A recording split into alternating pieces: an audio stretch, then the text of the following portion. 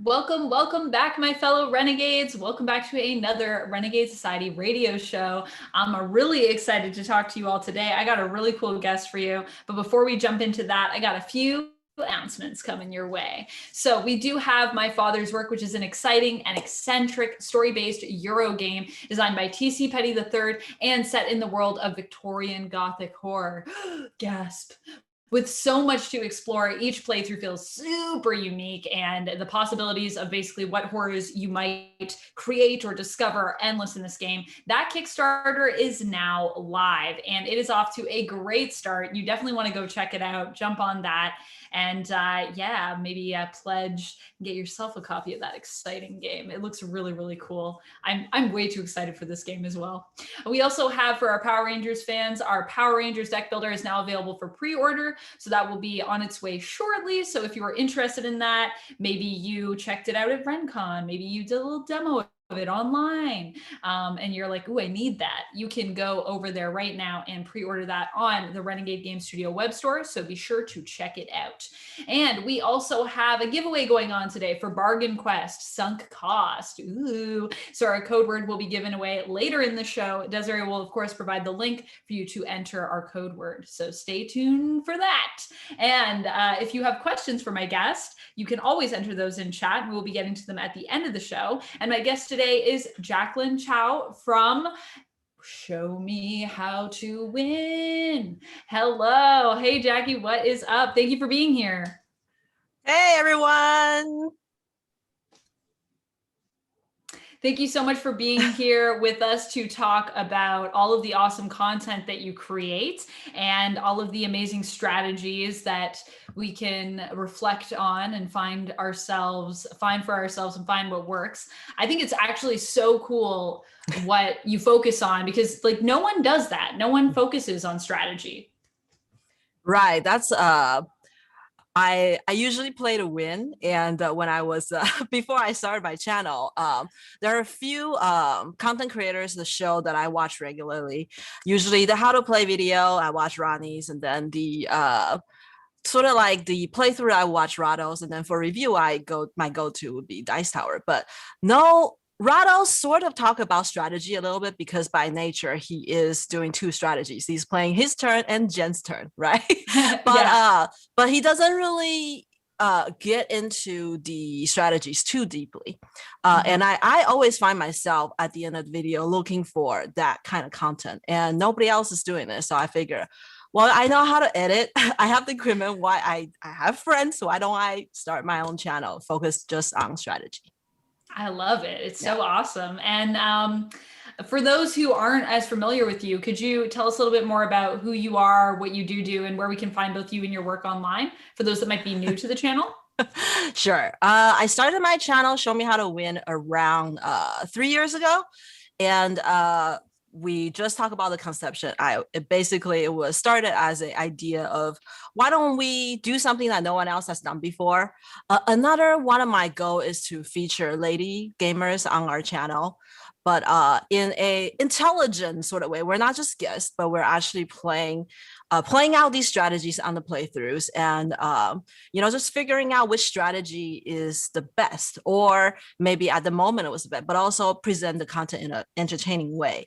So a few of my friends, we got together, we all like to play board games together, and we got tired of hearing that no girls play board games, so we're like, okay, here we're just gonna be all ladies, we're gonna play our games, we're gonna focus on the strategy, and we're gonna discuss the strategy as we play, so that the people who are interested in deeper strategic sort of content can sort of resonate with what we're presenting. So that was the idea of the first season, my playthrough. And then I got together with some of my friends. We asked Gamehouse to provide the location for us, and everybody was on board. And we shot about 3 games, and then it was like, wow, this was a lot of work to produce the kind of the high quality content that we present. So I was like, okay, what else can I do? What other format of strategies can we focus on that may be easier to produce? Because I'm also the producer, the editor, and all that, right? So I was like, okay, how about I always want to know from the designers what they think is the best strategy when it comes to their game, right? So, and I go to a lot of conventions and I know a few designers. So I was like, why don't I interview the designers and ask them how to win at their game? Show me how to win. It ties into the name of the channel as well. So our channel begin to focus on playthroughs. We do that once a year. We shoot a season of our full playthroughs, and when I go to conventions, I try to interview designers of games that I love or I know people love, and I ask them how to win at their games. So do you ever have designers that you interview and they're like, oh my gosh, I'm so bad at this game, but I'll tell you what I do all the time. You hear that actually a lot. You hear that actually a lot. Like, I don't know how to win. I just like the playtesters are better at winning these games than me. Yeah, I hear that a lot. Yeah. That's so funny. I love that. And I've also met some designers that I know that we've talked about their games and who have told me that before and said, you know, like people always think when you design games, like, you know, all of the things and like, but I designed this game, or like people that design games that maybe, you know, we all love it, but for them, it wasn't even like their favorite game that they designed and they never expected such the reaction. So that's really cool. That must be really fun too, when you do have those people that you get to talk to and they just get to talk to you a little bit about, I guess, what do they talk to you about then? I guess they talk to you about how they play. Usually I start out the interview. I try to do a little pre-interview to get to basically run the question through with the designer. So usually I ask them to talk about their inspiration. I talk to find out, maybe there's some interesting backstories that my audience might be interested in, because sometimes you always want to know like what inspired them to create this game, right? And a lot of times their answers might surprise you. It could be they were inspired by another game, or it's just completely something random, or something that they overhear and then they're like, well, maybe I can do a better version at it. So for example, when it comes to space inspiration was because John Zinster, AEG's founder, loves to play crap and always make his designers, John D. Claire, play crafts with him. And he's like, well, let's design a game that we can play that does not involve in just rolling dice, but there's some strategies to it. That's how Space Base come about.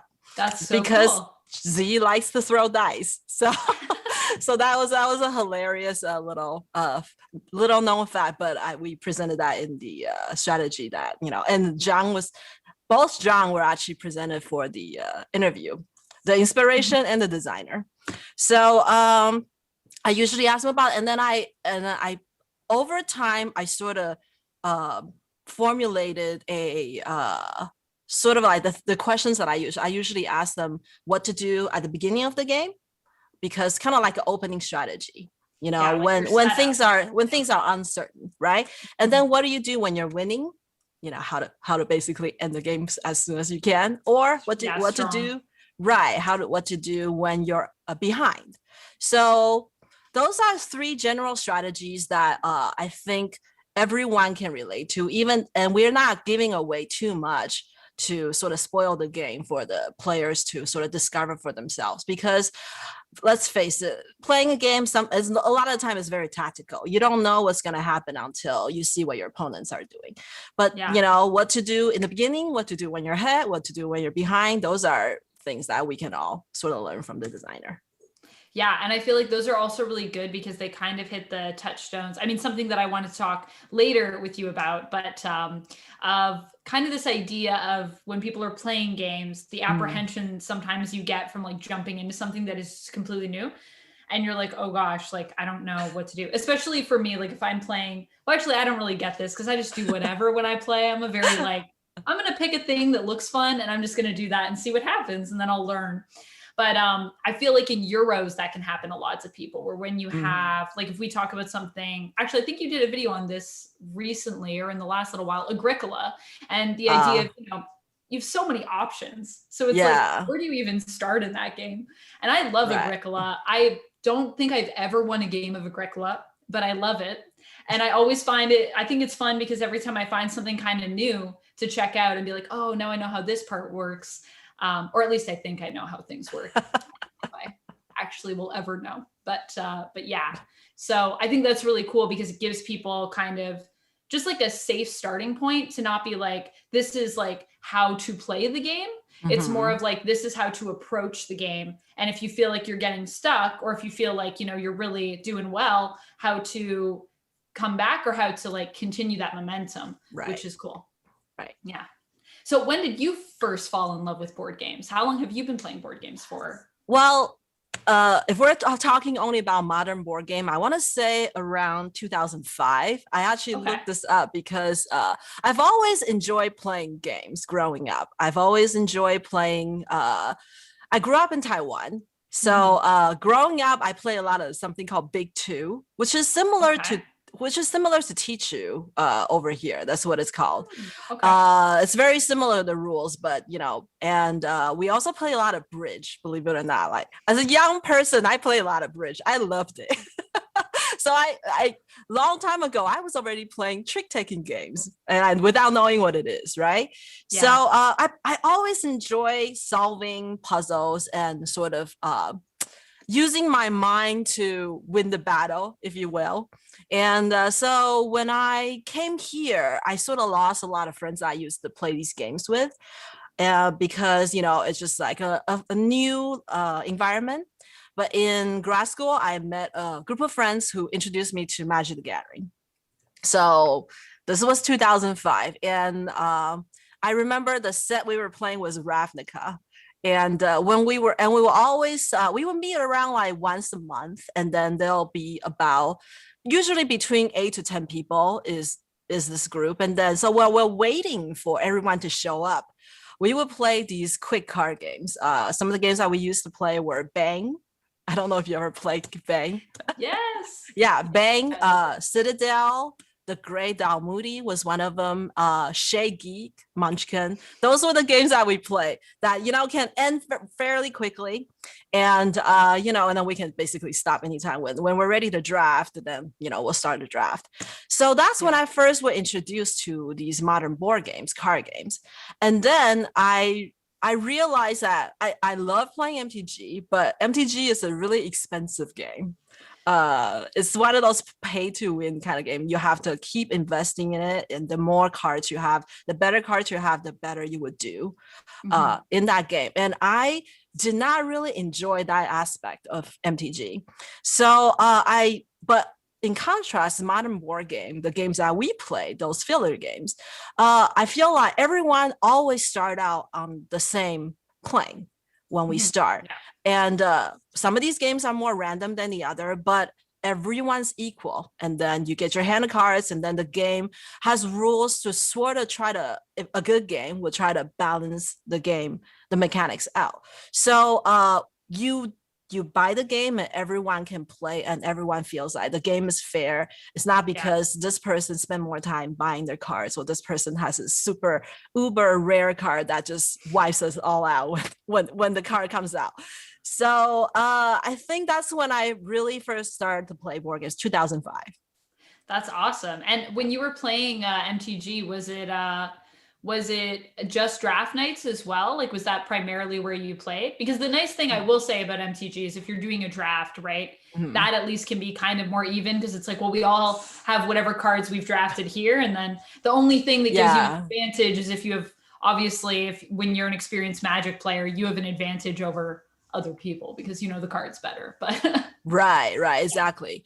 So the people I play with, we usually will play draft, but then they will also bring their pre-constructed decks. So when I first started playing, I didn't have any decks, so some of them actually gave me some cards, and then so I really enjoy building the deck. That was probably my favorite part of MTG, is looking at the cards and trying to find the hidden combos and make it work, right? But you know, if you know MTG, it doesn't matter how good your combo is, if you don't draw the land, forget about it, right? And it doesn't work.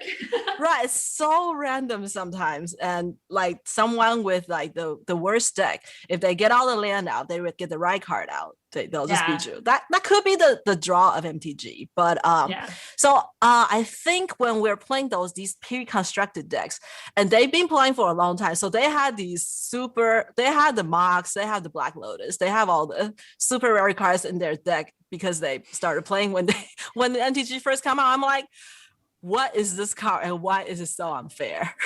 Yeah, no, I Yeah. feel you. And I feel this like I like playing TCGs. I like collecting cards. I think Right. I like actually just trying different decks. Like for me it's really fun to be like, "Oh, what is like this deck like? And what is this deck like when I'm Yeah. playing something?" and discovering those things. But I hate when I come up against my deck is like basically built to be destroyed by another Yeah. person's. And Yeah. when you encounter that, you're like, "Oh, this hurts. This like hurts my soul." It happens a So I lot feel you. within our group because they play with each other so much. So if Yeah. someone builds a good deck and beats everyone, next month you'll see a few decks that's geared towards that, destroying that Yeah, that deck. are like, how can I Yeah. break that deck? Yeah, Right, right, it's, right, which is also kind of the fun. I mean, that is also the fun of right. TCGs as well. Is that like then you build this deck and you're like, oh, I figured out how to like break it, which is Yeah, cool. yeah, yeah, exactly. So that's really cool. So those are all also amazing games. I love Bang. Actually, Bang is one of my favorite games. Although I do like the dice game more than I like the card game, but that's just because I love dice. So anything with dice, it's like when people come in and I talk to a lot of people that love card games and like that's where a lot of the love started and trick taking games actually. Although Right. I never found trick taking games till a few years ago, so I came late to that game. But I'm like the opposite. I'm like, or the opposite, the different side, which is dice. Anything with dice, I'm like, ooh yeah, give me dice Mhm. and make me do weird stuff with them. That's what I like to. Like when you That's get a so build with dice or that's funny. Okay, so yeah. you like dice drafting games, which I Yeah. like. I Yeah, like but dice I don't drafting. like rolling dice and just see where it takes me I mean, because I they think that usually makes take me sense. nowhere. Yeah, I was going to say, I think that makes sense though, because I feel like you're approaching it from a very strategic standpoint. If you're like, I Right. want us to all kind of come at even playing ground, and I want it to be like, it's really all about the players at the table and what they do, as opposed to like the roll of the dice, which is, yeah, chance cubes. That's all those babies are at the Yeah, end of the yeah, day. yeah. Exactly. So, do you have a favorite type of game that you like to play? Or what draws you into games? Do you like games that then tend to have more strategic options for you as well? Right. I think we sort of this is a good segue because we talk about dice and how they hate me, Yeah. right? Yeah. So I think we as human beings, we're all trying to make sense of this chaotic world around us, right? Trying to find order in all this seemingly chaotic things. And hopefully, we can control some of it. And usually we don't in real life. So I like to have some control in playing board games when I play. So I prefer games like that like usually Euro type games. So perfect information games where you know exactly what everyone has, except maybe a few surprises of the what cards they may hold. But if you know the game well, if you know what cards are available, you can sort of guess what everyone's doing based on the way they're playing.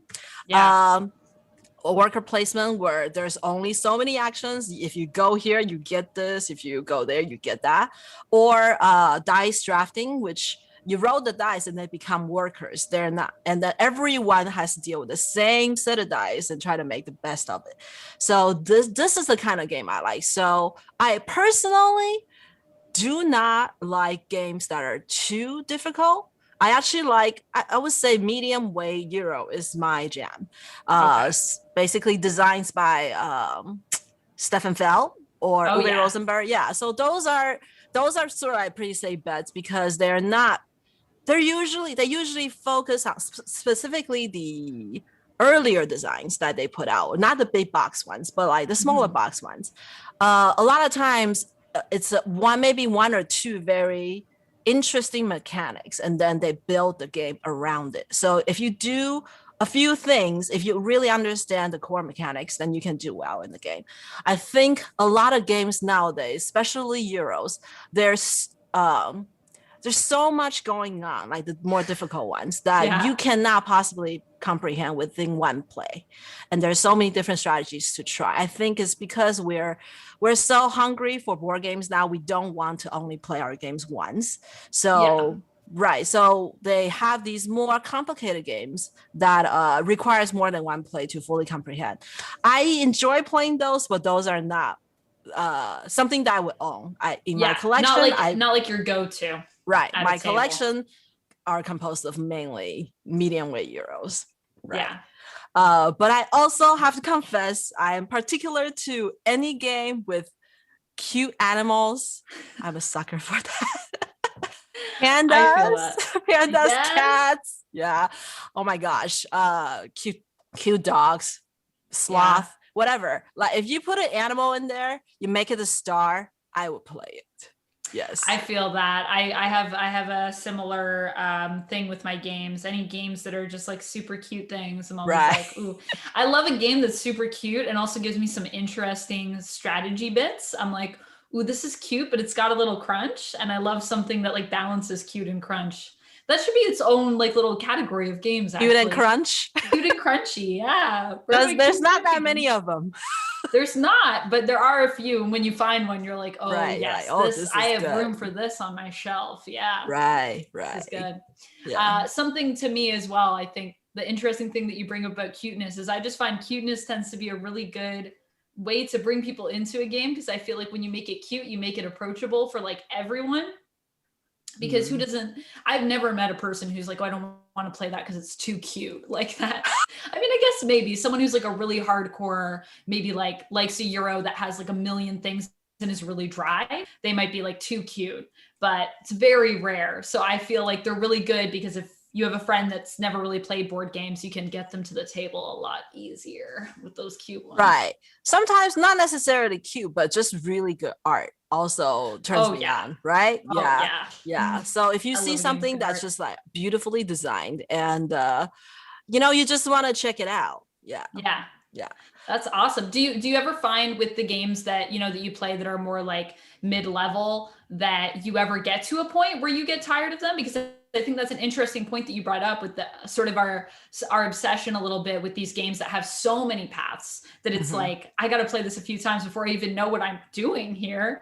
Do you ever find that you have that problem with those other games? Because I think that's interesting that might, to some people, be like, oh, I want a game that I can play like a million times and I'm still learning something new.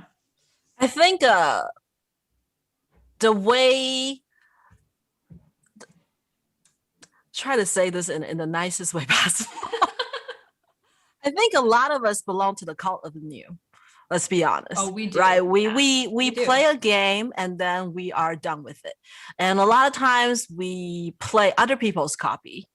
And we kind of get invited to other people's homes, and then we sit down, we play their game, and then when we play once, and we're done, right? Or when we invite other people over. I don't know how many people actually play their games sitting on their shelf more than 5 times. I honestly don't know. Right. I honestly feel like I have that problem, and I am also part of the cult of new. So I don't find that offensive at all, because that's so true. And it's also kind of a problem, right? Right. It's interesting. Right. But so much is get put into a board. So I think but the thing is though, if you get a really complicated game and you spend hours and hours trying to understand the rule book, that's also kind of a turnoff, right? If it's too complicated, it's just so overwhelming information. So to find a balance between, I think the most important thing is the mechanic. A simple a game that could warrant multiple plays could just have a really addictive mechanic that can be, or maybe the cards will keep it more fresh. It really is up to the designer to come up with something that is simple yet elegant and has replayability. Do you have a game that you personally are like, this mechanic, I'm so obsessed, I can never get over it, that you always come back to? Well, I think let me mention my favorite game is At the Gates of Loyang, which is Okay. a Uwe Rosenberg Harvest series game. I don't remember when it came out. I think it was like 2007, 2008 when he designed that game. Maybe Hmm. later, but I'm not sure. But it was same time as Agricola and La Havre, which Hmm. I have La Havre. I don't have Agricola. So I think when it comes to At the Gates of Loyang, it's a interesting paradox because I typically don't like games that are too fiddly. Like you got to do this, and you if you do this Do action, you that, got to then move this this cube happens. over here, and then whatever. But with At the Gates of Loye, that game, I think Renegade has a title that's very similar to a Rake Hope. Is Hmm. very similar to At the Gates of Loye. So it has all these vegetable meatballs, raw meatballs, and then you put them out, and then you grow them, and you got to sell them. And I'm just obsessed with vegetable meatballs. I guess it's the cuteness factor. Plus, the game has an Asian theme, so I can't get enough of it. But That's the awesome. best part of that game is the cards. You never the cards. It's a small deck, but at the beginning of each round, you you take the same deck of cards and you actually reshuffle it, so that if you played a card from last round, it's possible that you can get it again. And so I think because of the card, some of them has like the take that mechanic, some of them has just like helps you replenish your resources depending on how you want to play. You can really cater your Loyang market style the way you want. And the game is very, very, just like most of the Uwe games, it's very restrictive on how much money you can give per round. And you Mhm. can easily run out of money. So every single action counts. Yet it's just, they give you a lot of options, but you can only do so many things. When Mm. it's your turn, if you don't choose not to do this, then you can't. So, and every person take their entire turn all at once. So you can clearly plan out your actions. Like I'm gonna do this and then this and this and this. And then you can carry out your plan without being interrupted by other people, which you don't really see that a lot in board games. Usually in games, modern board games, I take a turn, I take one action, and then you make one action, then you make one action. So by the time it's my turn again, it's a worker placement game. The space I may want to go to might not be there anymore. But at the Gates Yang, there's no that kind of problem. You just do whatever you want to do, and you do it on your turn. Which is a problem is if it's a 4-player game because everybody is just kind of sitting there waiting for you to take your Like, massively long turn. yeah. Yeah, but But I like that that it is keeps you something that I like. interested. Right, right. Yeah. That is something that I like. But you really are just sort of taking care of your own thing, which is why I like Euros, because you have complete control of your tableau, what you're trying to do. And that's the kind of game that I typically enjoy, where I can take what I have, the resources, the cards, and then carry out maybe a hidden goal that, that's like an end game points, that kind of thing. Or I like games that gives me goals that I can try to accomplish while I'm playing the game. Yeah.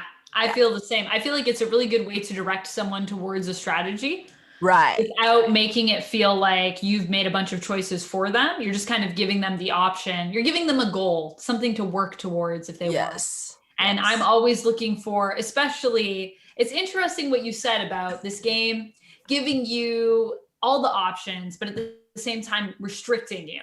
And I Right. think that is the key to having a game that has a lot of, that is like a Euro, that has a lot of stuff, but that doesn't feel like you're lost in the wilderness and you're like, Yeah. where am I going? Because it's, you only have so many things. So you're like, it's not really about like, what do I want to do? It's about like, what do I need to do Right. right With the now? cards I have. Right. Exactly, Yeah. exactly. So I think that that is that's the key. And I'm the same way. I feel like when I have an idea, a goal of something to head towards, it makes the game a lot more enjoyable for me because it's like little progress. It's like you're like, oh, I'm getting towards the ending, getting towards my finish line. And then when you get it, even if you don't get it, it feels satisfying. Even if I don't get it, it's like at least like I was this many away, so at least I know where I stand. So next time I now know if I had done this instead, I could have gotten that. And you also get to find out at the end if it even matters. Because I love when you have goals that are complete just to throw you off, kind of, and then you Yeah. focus on it. Like what is that? Like in Patchwork, speaking of Uwe Rosenberg, where you can like fill your quilt and like get the, or is it you fill your quilt? The It's like you need a buttons. 7x7. Yeah. 7x7. Right. There's a Yeah. that's like a race to get that. Yeah, it's a Yeah. race to get that. But I always would, when I would teach that game to people, I would let people know just a heads up, like you can go for that. And like, if you want to, like go for it. But just a heads up, it doesn't mean that you're going to win. No. Yeah. Because there's so many times I've been obsessed with that and lost that game. Right. Because my obsession ruined the rest of my strategy, which I love. I love it. But I think to come up with a strategy when you first approach the game, a lot of times I do what you do. Like I just give myself a goal. Like if I get that 7x7 before my opponent, then I won. I don't care what the final outcome is. I won. I achieved my goal. I'm a winner in my book that day, right? I like that. So sometimes I'm just like, okay, if I can play this game without taking any loan, especially if you're playing the Martin Wallace game, then I won. I do not take out any debt. I am a upstanding citizen that have no creditors. Then I won. I may not win the game, but I won based on my standard, right? Yeah. So a lot of times when I'm actually playing the game, I do that. However, when we're talking about strategies or, when I'm teaching the game, a lot of times if it's a game that has hidden goals or common goals, I usually try to go for actions or things that you can do to not only help you achieve the goal, but also give you some bonus points while you're going towards that goal. Because I think that is something that a lot of us tend to do. Like if you can figure out, depending on who can more quickly figure out what's the most efficient way to achieve something, then that person tend to be the winner. Yeah, it is definitely all about efficiency. And it's so interesting. It's sometimes when we talk about board games here, I'm just like, man, this is a lot like life. Because it's like in life where but like you might not win by somebody else's standards. So you might not win the game based on the goals. But it's so true in terms of having fun with your strategy, in the sense of if you set a goal for yourself and you accomplish it, it's like, I won today because that was my success meter. Right. And that is what life is like, man. We're all going through life and we're just like, I don't know. Am I successful? I'm comparing myself to this person. Someone's telling me like, I need to be doing this. But at the end of the day, whatever you set out to do for you, if you do it, then you're successful. So. Right. And a lot of times, especially when you're in a bad situation where maybe somebody really screwed up your plan, then you just have to tell yourself it's just a game. Yes. Yes. Yes. Fortunately, at least somebody didn't mess up your entire life. So that's the nice part. And when it comes to a lot of these strategies too, like that's how you approach it. But when it comes to the channel, how do you develop the strategies for the channel and the tips? Because I also find it's so ranged. And I also love that you bring in other hosts and other creators to sort of get in on this with you, which probably also provides extra perspective. But I also think it's cool that like there's so many women, and I love that it's not even like they're all women and they're women. It's more like they're all people and they all have different strategies. Right. I don't think we actually promote it as a women-only channel, but if you watch the show, they're all ladies.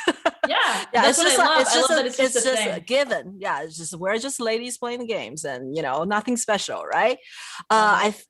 So the first season, it was my friend Allison and our DP's friend Mackenzie, and we enjoyed playing games. So we just basically each picked a game that we're really good at, and then we put out like what are the requirement is, because there's 3 of us, so the game has to be winnable in at least 3 different ways. So one easy way to pick that is if we pick a game that has variable player power. then it's very simple. Each player, depending on their power, there's a sort of a set path that you want to do to play to your strength, right? So Yeah. the game I chose was Rising Sun because I was really good at that game. And then we have Istanbul, and we have I think we have Orleans.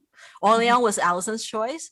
And then we have Lord of the Waterdeep, which is Mackenzie's choice. Yeah, so Lord of the Waterdeep and I think Rising Sun, they both have very bold player power. So depending on what clan or what card you got, then we focus on whatever strategies we will achieve. And we pick clans that have more different powers than from one another to show the contrast in strategy. But in Orleans, it's just basically like, when you play, you can see after you play a few times that there are many ways you can get points. It's kind of like a point salad, but you really, just like most point salad games, to do well, you don't want to do everything. You may want to just do maybe one thing, focus on one thing and one other thing to supplement what you're doing. Like I said before, something that would, if you can do actions that will help you accomplish not just one, but maybe two goals to help you along the process, then you should try to focus on that. So maybe there's 4 paths, and then A and B sort of work together, C and D sort of work together. You want to choose one and just kind of focus on that. So that's kind of like how we usually come up with strategies, is to either pick something to choose for the channel playthrough, either pick something that has variable player power, or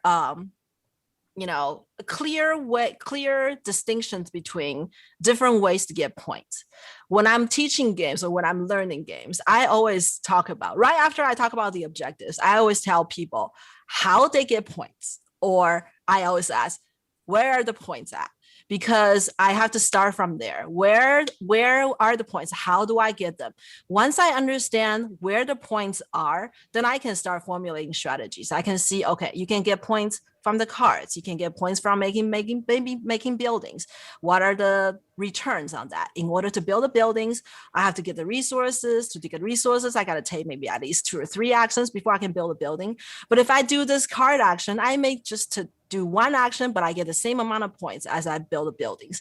However, the buildings, maybe at the end, if I build so many, it helped me achieve this goal. So just basically do the math and figure out, is it efficient to take this amount of action to get this amount of points? Or maybe it's better to just do least amount of actions for maybe not a lot of points, but then at the end, it all adds up. So just kind of have to do the math, in your head. Yeah, I think efficiency is 100% key to winning games. And when you can figure out the math behind a game, it's like, you're like, oh, my eyes are open. I feel like I see everything. I like as well the way that you teach, because I also find that, I think that's the best way to teach, when you kind of comb back from what are we even doing here? Like, what is this in front of us? And then kind of from there, just being like, so how do I win? Because at the end of the day, when you're teaching a game to people, that's really what people want to know. But some people, they just like, oh, you'll learn when you play. I'm like, no, I want to know now. I want to know now. Yeah. I want to know what I'm going for, what are we all doing? Right. And I think that is the thing. I feel like if people say that to you though, of like, oh, well, you'll figure it out when you play. I'd be like, well, yeah, but I don't know what to listen to now. My ears are like going to be kind of twitchy and be like, is this important or is this important? Which is the most important thing? Right. Yeah. Right. So you need to That's why you watch Show Me How to Win. Yeah, there you go. Because they got it all. Also, we're about halfway, so just a little past. So I'm going to give everybody that code word to see if they can win this awesome game or expansion. Actually, I think this is an expansion. Is this an expansion, Desiree? Sunk Cost is an expansion, right? Yeah, so you can play it with the base game. It adds ships. Yeah. It's really cool. Yeah, I'm really excited about Sunk Cost. It does. It allows you to take your business sort of to the seas, as it were. So yes, if you would like to win this awesome Bargain Quest Sunk Cost expansion for your main copy, then the giveaway code word today is method. Because we're talking about many methods, many different ways to win. So you can head over to the chat. Desiree will have that link for you. You can enter that word, and my fingers are crossed for you. I hope you win sunk cost. It looks like so much fun. So yes, getting back to it. We kind of already talked about this. Let me see if I can find another way to rephrase this question, actually. Because I know that you make content centered around the idea of how to win because you want to win. Mm-hmm. But I guess maybe another question for that, is what inspired you to want to win? Like, what was the thing? Where do you think that comes from for you? And where do you think that comes from in a lot of people? Because I feel like a lot of us have that. Right. I think we like you said, I think we touched on that. I think for me, it's just figuring out the puzzle, right? Figuring out a puzzle when you're presented with an array of information, making sense of it.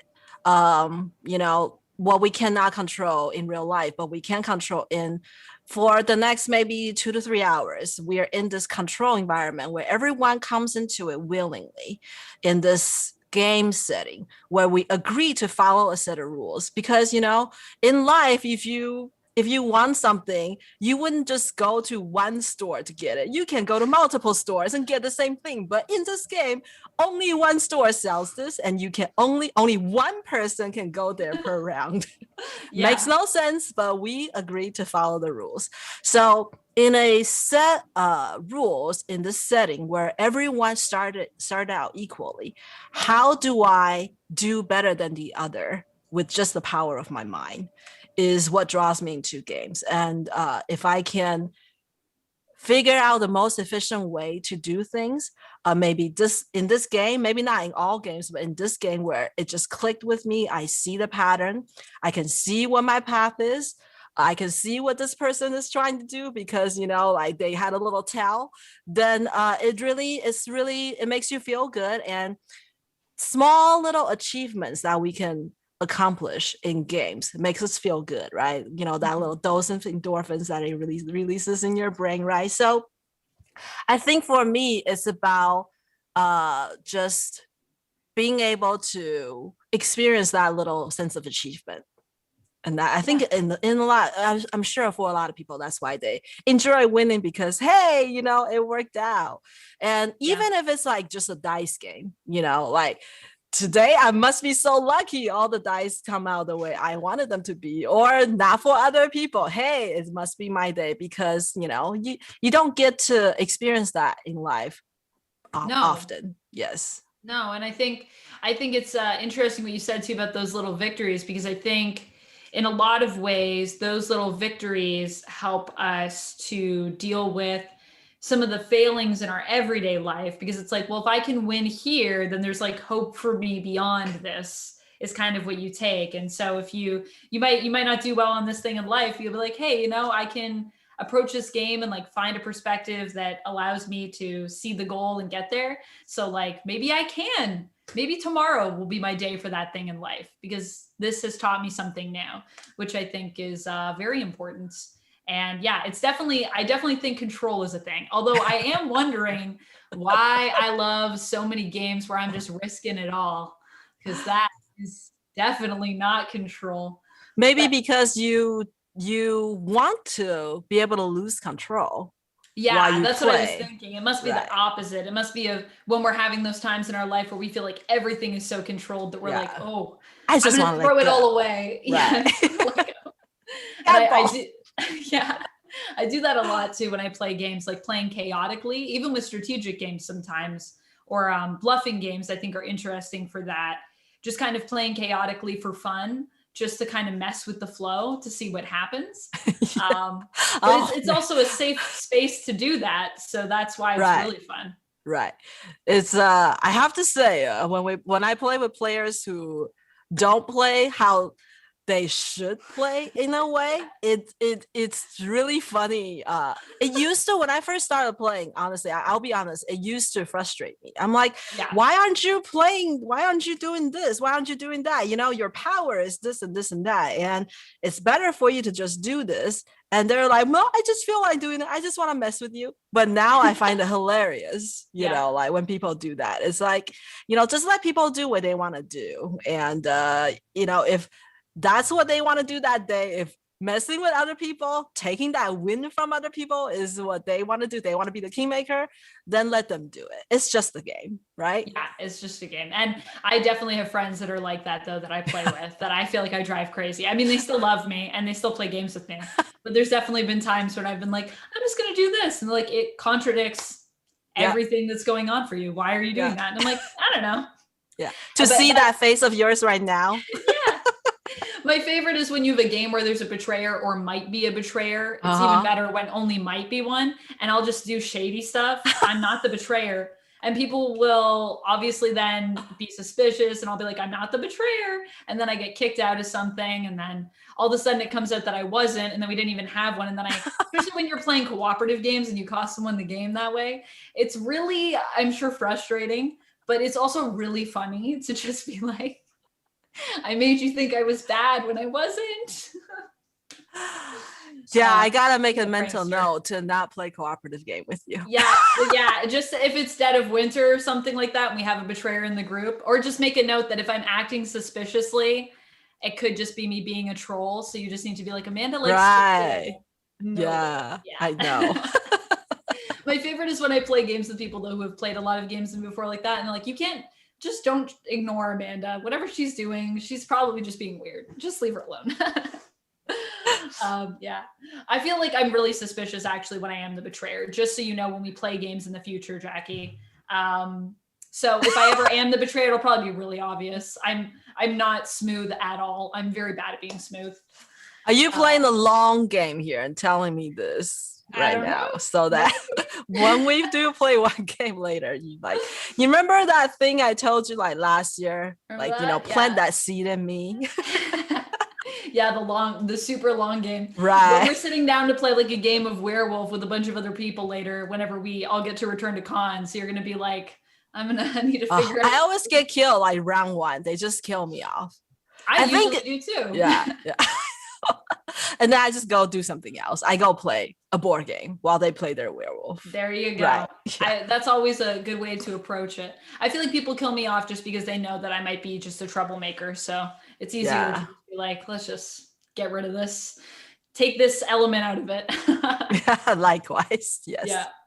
So when it comes as well with all the people that you make this content with, and that provide you other insights, and you all sit down and approach these different things, what brought you and your fellow cast and your crew together? I mean, other than your love of board games, and I know you started with the core, the three of you, but then there's been so many other people. Like, how big is your production team right now?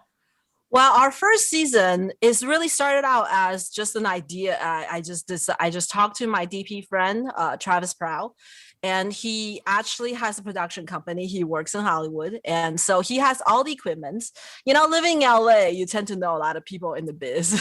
Yeah. Yeah. He is, we actually met doing demos for Simon at a convention. Yeah, so we both, his favorite game was Arcadia Quest. So he loves Simon games. And I think when I first started, before I started my channel, I actually did a year of demoing just to get in, just to be able to go to the conventions without having to pay for the hotel. So I met a lot of people that way.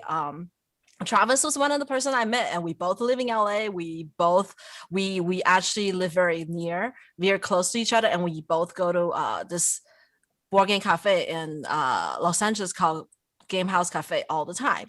So it just started out as an idea. I'm like, Travis, if I start this channel, would you shoot it for me? Because I don't have the equipment. And then Travis was like, well, that's a good idea. Let's do it.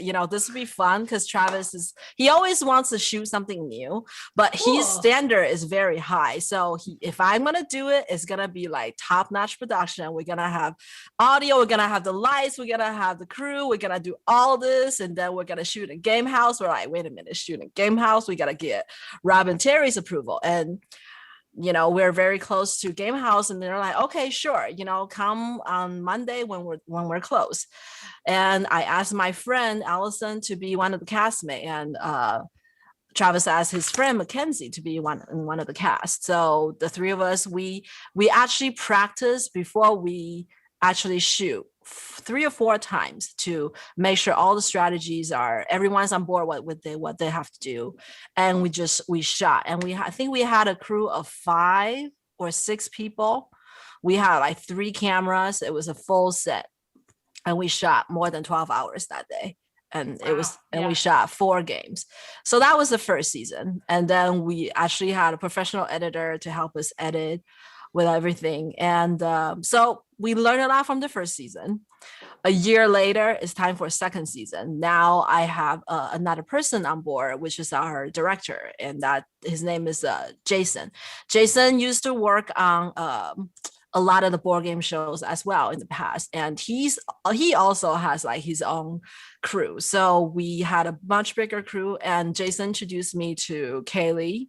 And I met Kiki because of Show Me How to Win. Turns out we both lived in LA at the time, and our husbands actually worked at the same company. They both worked at Infinity War at the time. So Christina has her channel at the time, Girls Game Shelf. So she became another guest. And then Monique, now from Before You Play, she didn't have her channel then, but I see her at StrategiCon all the time, and she's another lady gamer that I play with, and I know she's another intelligent lady gamer, so I invited her to be one in our show. So we had Kiki, Kaylee, Monique, Allison, and I in season 2. So that's awesome. How we all came together. Yeah. That's so cool. And that's so great. Like and Travis shot the second season as well.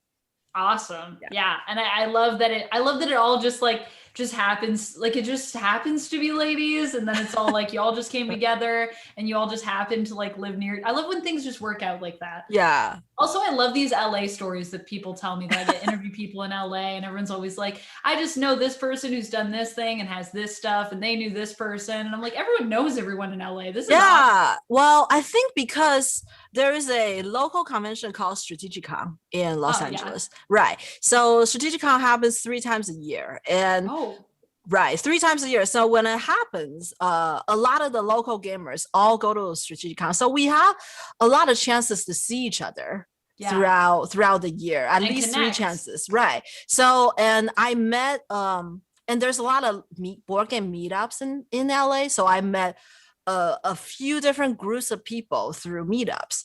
And turns out in one meetup, there's always somebody who's also in another meetup, and and that's how you connect with each other. And so LA is so big, awesome. But there's a lot of us who know each other. That is definitely truth. Yeah, I feel like as well, I guess gaming is another thing that like once you play a game with somebody, it's like a totally different connection than if you just like, I don't even know, like if you met someone and you just like had a conversation once. Like playing a game with somebody is very like weirdly and coolly intimate. It really allows you to get to know someone and really break that ice fast. So right. Or if you don't feel like doing that, if it's a complete stranger, when you're playing a game, if you don't feel like talking, you can still play a game together. As long as you both know the rules, right? Yeah, or you can just teach it to someone, like you don't have to talk about yourself, but yet for that couple of hours you had intellectual exchange. Yeah, that's the thing. Like that's why I think you feel closer to people when you play games with them. Yeah. Because it's like, even if I'm not talking about my life and what I do and any of that stuff, it's like we now have an understanding of each other just from our interaction in this game. Yeah, I can tell a lot by someone's personality after playing a game with them. Yeah. Right? Interesting. Yeah. I know a little bit about who you are now. Yeah. So cool. That's awesome. Well, I'm glad that all came together. And yeah, it looks amazing. Like you can tell that the quality level is just like, it's so high. It's Travis, his goal was to be better than Tabletop, the Will Wheaton show. Yeah. Nice. I love that. That's a great goal. I love that. Yeah. So, and when it comes to the strategy and everything that goes into all of this, I think at the end of the day, it's really cool what you do because it's coming from such a different approach, but it's such a valuable approach. And like, I just want to commend you on that because I think that no one else does this. And also it can be scary to jump into games, especially when you're jumping into something more complex. Because it's like, what do I do? And so I was wondering if you have any recommendations for content that you've made or just words of advice for people that maybe do find it hard to change things up because they're kind of afraid of that change, or they get that analysis paralysis where they're like, oh my gosh, I have 10 options. I don't know what to do. Yeah. Or for people that are just afraid to lose, like they're afraid to take the chance because they're afraid they're going to lose the game. And so everything becomes about how to win, not in the same way that you're approaching it, I think, where it's just more about looking at approaches as opposed to like, I must get there, otherwise it's the end of the world. Right. I totally understand what you're saying. I think I guess for the lack of a better word, maturity, with the maturity to face losing comes with experience. You have to honestly, when I first started playing, I hate the feeling of losing because like I said, we want to win because we want to experience that little sense of achievement, the little, small victory in life, right? And when I try so hard and I still don't win, I feel like, oh, I wasted my time or I failed, right? But at the end of the day, it's just a game, and some people are always going to be better at certain things than you, but you're also better at certain things than them, right? So especially if it's somebody else's game, they played it more than once. If they're teaching it to you, they probably played at least more than once than you, right? So they know the game better. So don't take it personally. I think when it comes to AP, which I have to say, I don't do APing a lot because I hate it when other people AP in front of me. I'm one of those people who are very impatient. So I think after observing so many people having AP session and having friends who like to AP, I think the best way to deal with APing as the person who is having analysis paralysis, you don't know what to do. My advice would be this: just share out what's in your mind. Instead of just kind of sitting there quietly thinking in your head and everybody staring at you, talk about what's bothering you. What are your options? And I think if you share with the table, a lot of the board gamers, we like solving puzzles, right? We will actually help you figure out the best course of action. And maybe someone sees something that's even more optimal that you don't see. And if you're talking about what is bothering you, what you're trying to do, what you're trying to achieve, maybe someone will give you a better suggestion. Then if you do win at the end of the day, everybody's going to feel like it's a joint victory because we all help him or her help them make that decision, right? So I think for APing, the best solution, in my opinion, is just talk about it. Say what your options are and ask the table, ask your opponents to help you decide. And they might be like, well, if you do this, you're blocking me, but I can see why you're doing it because that's going to take away 5 points from me and give you 10 points. So you know what? That may be your best option. And then you do it and they don't feel so bad about you, hate drafting against them because they participated in the decision. I like that. I love the idea that we're all rooting for each other. And I think that is very true actually at game game. People, I think sometimes, especially when you're playing with someone new, you're like, I don't know what these people think of me. But normally people just think, this is cool. This person wants to play a game with me. That's fun. Yeah. And I honestly think that most people want other people to do well. They want you to also enjoy your game, right? And it doesn't really matter if they give away a few points to help you figure out the best way because they can see that we're all in this together. And again, it's just a game. And if helping you make the best decision is also gonna help me feel good. Yeah, it is. Yeah, because it's that you getting to take part in somebody else's success and victory. And so in that way, it's like a shared victory. Yeah. So that's so true. Everyone be nice to everyone and help people with strategies. That's the moral, I think, for today. All right. Well, I'm going to open it up to the floor and see what questions we have in chat for us. So Desiree, do we have any questions? Yes, we have. In case you're not in case you don't know what AP means, is basically just not knowing what to do. So many decisions. My mind is stuck. That's analysis paralysis. Yeah. It is. All right, so we have a few here. So first question I have is, what's your favorite party game? So like Completely Luck. Completely Luck. Ooh. Completely Luck. Well, I don't know if dexterity game, it's not luck, but if I'm gonna play a party game, I think I personally enjoy playing dexterity games a lot. I suck at it, but it's just hilarious. Doesn't matter what happens when that thing falls or when you touch something and everything just crashed. It's just, I guess it triggers something in me. I just cannot stop laughing. I think I love a party game with some kind of dexterity elements to it. Is there another party game I like? Party game. Are you talking like more than 8 people? Because there is a party game that I recently discovered. It's called Praise. Have you heard of it? I haven't heard Praise. of this one. Okay, so it's a Jordan Draper game. I think it was a Japanese game. Yeah. I'm pretty sure it was a Japanese game. So it's one of those small box games that he imported here. And the publisher and the US publisher is Jordan Draper. You give each other compliments. So it's a social deduction game, but the deduction is who is telling you the real compliment. So everyone, I love this.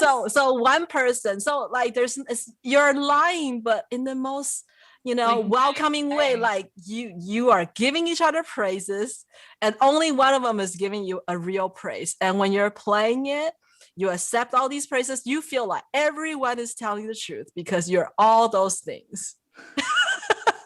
I love this. This is like, praise. It's hilarious. It's hilarious. Oh, I definitely need to play Praise. Yeah, I'll have to check that one out. That sounds awesome. Yeah, it's really, and it's just a tiny box.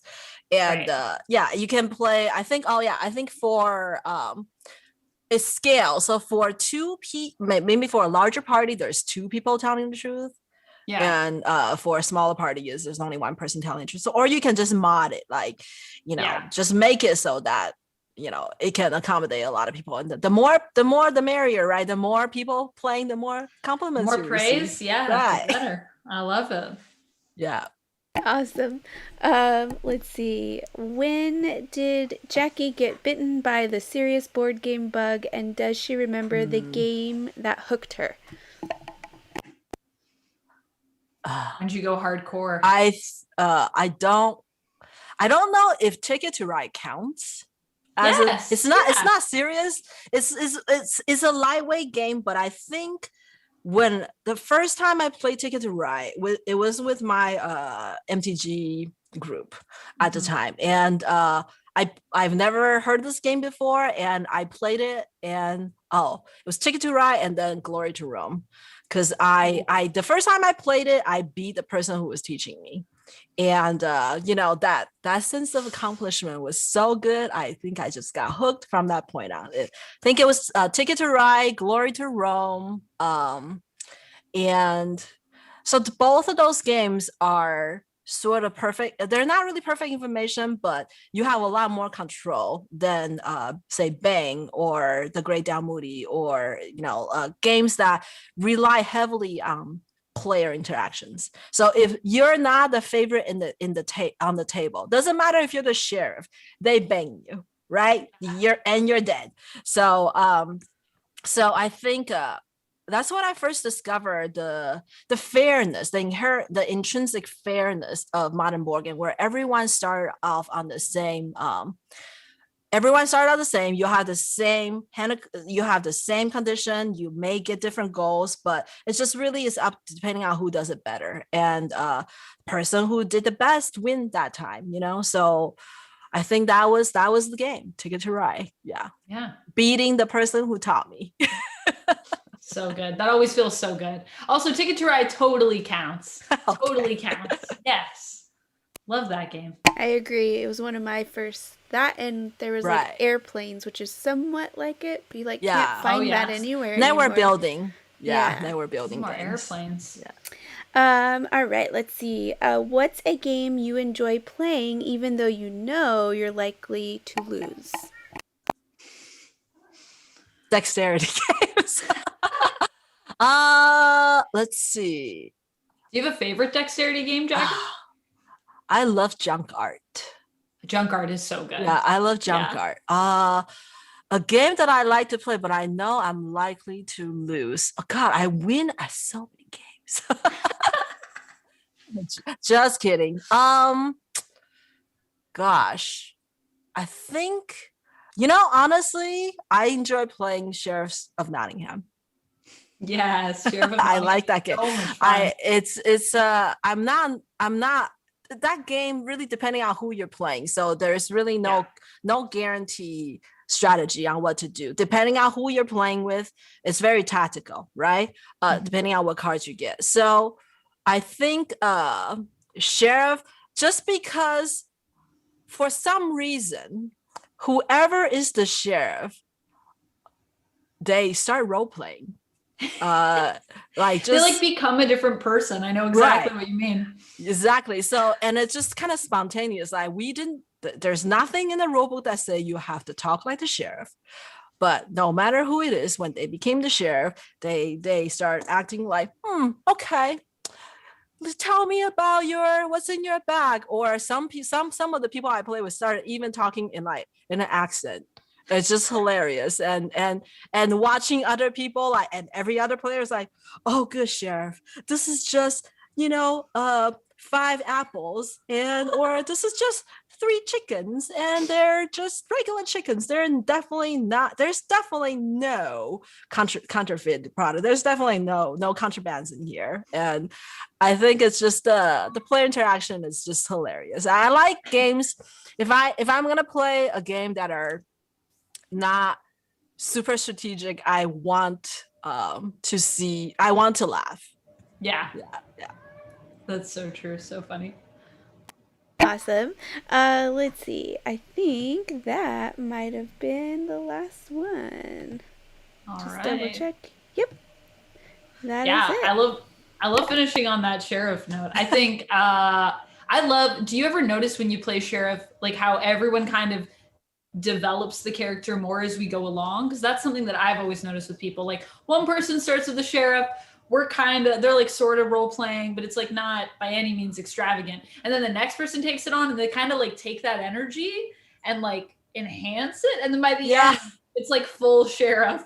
Exactly. And then if someone's bag gets checked, just for revenge or just because they will check the other person's bag. There's a lot of revenge checking or sort of second guessing, is he trying to bluff me or double bluff me? That kind of thing going on. It always evolves into just something chaos, something completely different.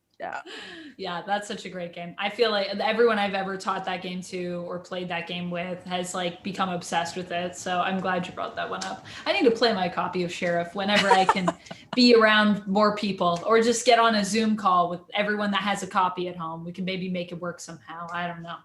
How do you make that I don't know how you make that work. People have to be, I guess they have to really show their cards to show they're not lying. Show it. The question is you could just have a million. Yeah, I would just totally be putting a ton of contraband. I can see not even in my thing, just in front of me. And at the end, they'd be like, "How'd you get that?" I'd be like, "Oh, I don't know. Just been here the whole time." Yeah. It's just that stack of cards right there. It just ended up right here. It's just been in my booth the whole time. I sold that. It's fine. Don't worry about it. Right. All right. Well, it was so lovely having you on here and chatting games and life and strategy with you. Thank you so much for joining us, Jackie. Thank you for inviting me. Yeah. And before you go, could you remind us who you are, what you do, and where we can find both you and your work online? Sure. I'm Jackie. I'm the creator and host of Show Me How to Win. You can find us on YouTube at YouTube/C/Show Me How to Win. You can also, if you ever are interested in a game and you want to see maybe if we have a video on that, if you just enter and search Show Me How to Win certain things. So for example, show me how to win Clank. Show me how to win. A search for Planet X? Name all the Renegade titles that we have. Show me how to win whatever. And if we have a video of it, it'll pop up as the first search result. We also have a website where I actually publish a few articles on strategies as well. So some of our most popular strategy articles are on Tapestry. We have one on Agricola. We have one. A few of the ones that we shot, I also wrote strategy articles on that. Some of these articles are not from me because I'm not an expert of everything. So sometimes I will ask expert gamers in certain games. So going back to Strategicon again, Sean, who is a 6-time Castles of Burgundy winner. As of the time when I interviewed him, he wrote down the strategy for Castles of Burgundy for us. So his strategy is one of the popular ones. We have one upcoming one from Bruce, who is a very good Power Grid and Stone Age player. And he's gonna share those two beloved games and his strategies with us. So, last year has been sort of slow for us. I cannot go to conventions because, as we all know, they were canceled. So we haven't renewed a lot of our contents, but this year we're still trying to come up with something new occasionally, and hopefully when we can go back to conventions, I will start doing more strategy interviews, and when we can do in-person gatherings again, then maybe season 3 of Show Me How to Win will happen as well. Okay, well, we will be patiently waiting for all of that content. And yes, I'm sure we'll be back to conventions soon. The world will slowly get better. I have so much confidence in that. We're making progress. It's happening. Right. It's happening. Where are you located? I'm in Canada. So it's not happening quite as fast for us here, but it is still happening. We're very slow. Our rollout has been very slow, but we're still making slow progress. Oh yeah, I'm in Toronto, and it's been interesting. It's been a time, but the summer's also coming soon. I'm hoping that will be helpful and not the opposite. So we'll have to see how it goes. Hopefully I'll see you in person in Gen Con, maybe Origins in September. We'll see. Yeah, hopefully. I'm hoping I'll be vaccinated soon, and then I will be able to get back to cons. That's the goal. Yeah. So hopefully later this year we'll all be there together, and it'll be different, but it'll still be magical. We'll be wearing masks. Yeah, and socially distance. We'll play like this. Play across the table. Yeah. Giving each other praises with our masks. Sheriff. Yeah. We'll have to we throw the cards like this. This is how I play this card, like throw it across and land perfectly on the board where we're all 6 feet away. Yeah, we're all very committed, determined people. So I know that we'll make it happen. Yes. I believe in the board game community. All right. Well, thank you so much for joining us. And before we go, I have a couple little reminder announcements for everyone. Thank you everyone for coming. Yes, thank you for being here. So my father's work is up. The Kickstarter is live. It's doing amazingly. So you definitely want to jump in on this game. It's mid-level Euro. It's got storytelling component. It's totally like super replayable. It's designed by T.C. Petty III, and it's set in the world of Victorian Gothic horror. So I know you want to be a mad scientist, so go check that out. And then we also have our Power Rangers deck builder. So for all the Power Rangers fans out there that also love building decks, hey, we got you. You can play either as the villains or you can play as the Rangers. And when you play as the Rangers, you do get to summon your Zords and build a Megazord, which is super cool.